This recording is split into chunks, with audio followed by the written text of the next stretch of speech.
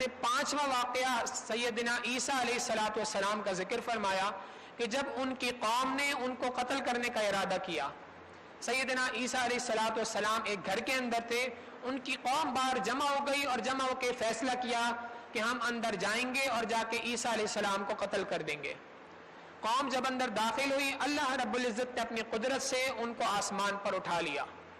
اللہ تعالیٰ فرماتے ہیں اذ قال اللہ یا عیسیٰ انی متوفیک ورافعک الی ومطہرک من الذین کفروا.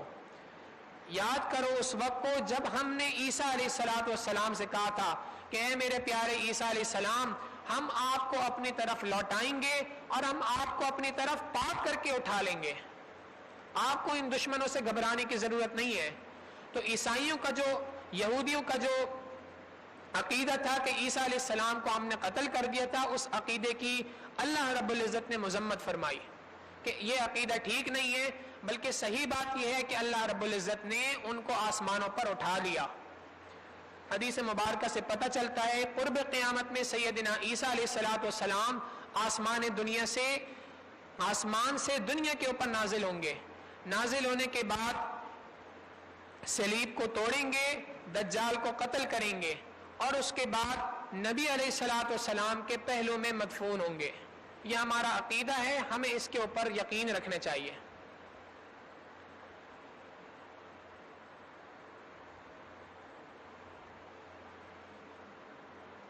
پھر اس کے بعد اللہ رب العزت نے عیسائیوں کے ایک وفد کا ذکر فرمایا.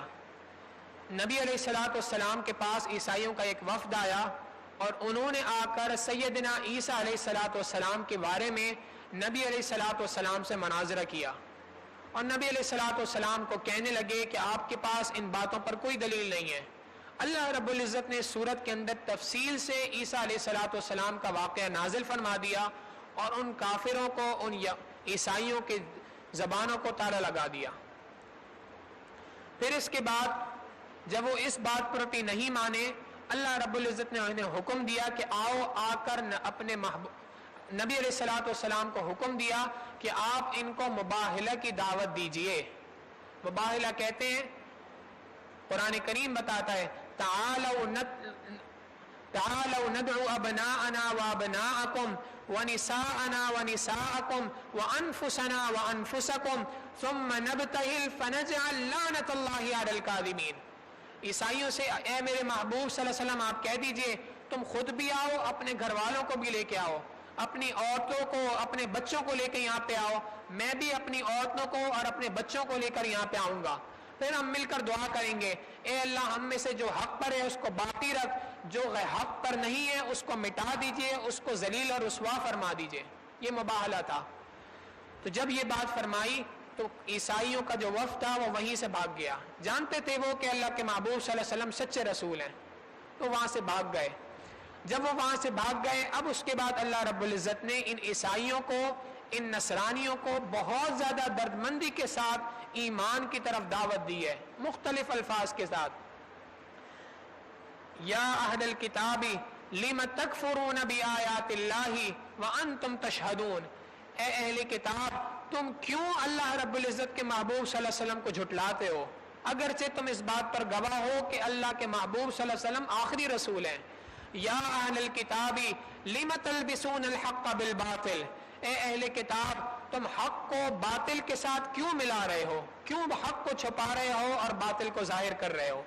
یا اہل الکتاب تعالوا الی کلمۃ سواء بیننا وبینکم اللہ نعبد الا اللہ. اے اہل کتاب اس کلمے کی طرف آ جاؤ جو ہمارے اور تمہارے درمیان ایک ہے. عیسائی بھی کہا کرتے تھے کہ اللہ رب العزت کی ذات ایک ہے, اللہ ہی ہمارا معبود ہے. مسلمان بھی کہا کرتے تھے اللہ ہی ہمارا معبود ہے. تو قرآن کریم ان کو دعوت دے رہا ہے کہ جو بات ہمارے اور تمہارے درمیان برابر ہے, جو بات ہمارے اور تمہارے درمیان ایک ہے, تم اس چیز کے اوپر تو آ جاؤ نا. تعالوا الی کلمۃ سواء بیننا وبینکم اللہ نعبد الا اللہ. پھر اس کے بعد اس پارے کے اندر اللہ رب العزت نے ایک اور اہم حکم فرمایا. قل ان کنتم تحبون اللہ, اے میرے محبوب صلی اللہ علیہ وسلم آپ صحابہ سے بات فرما دیجئے، ان کنتم تحبون اللہ، اگر تم یہ بات چاہتے ہو کہ اگر تم اللہ سے محبت کرنا چاہتے ہو، فاتبعونی، تو میری محمد صلی اللہ علیہ وسلم کی اتباع کرو، یحببکم اللہ، تم اللہ سے کیا محبت کرو گے؟ اللہ تم سے محبت کرے گا۔ نبی علیہ الصلوۃ والسلام کی سنتوں کو اپنانا، اس کا انعام یہ ہے کہ بندے سے اللہ رب العزت محبت کرتے ہیں۔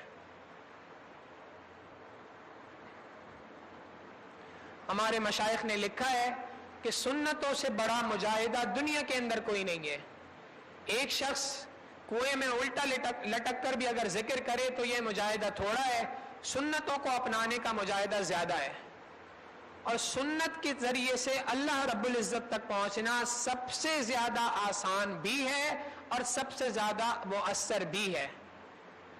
سنت نبی کی اللہ رب العزت کے ہاں بہت زیادہ عظمت ہے، لہذا کسی شخص کی بزرگی کو اگر دیکھنا ہو تو اس چیز سے نہیں دیکھا جاتا کہ یہ شخص ہواؤں میں اڑ رہا ہے، اس سے نہیں دیکھا جاتا کہ اس سے کوئی کرامت ظاہر ہو رہی ہے، بلکہ اس کا واحد اصول یہی ہے کہ یہ شخص سنت کے اوپر کتنا عمل کر رہا ہے۔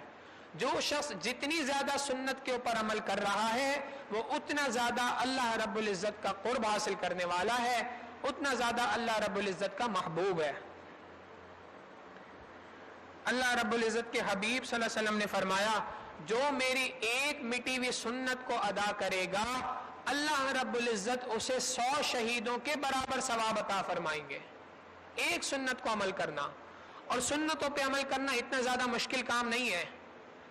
آپ دیکھیں ہمارے چند روزمرہ کے معمولات ہیں، سونا، اٹھنا، جاگنا، مسجد میں آنا، مسجد سے جانا، کپڑے بدلنا، مختلف چند تھوڑے سے کام ہیں جو ہم روزانہ کرتے ہیں۔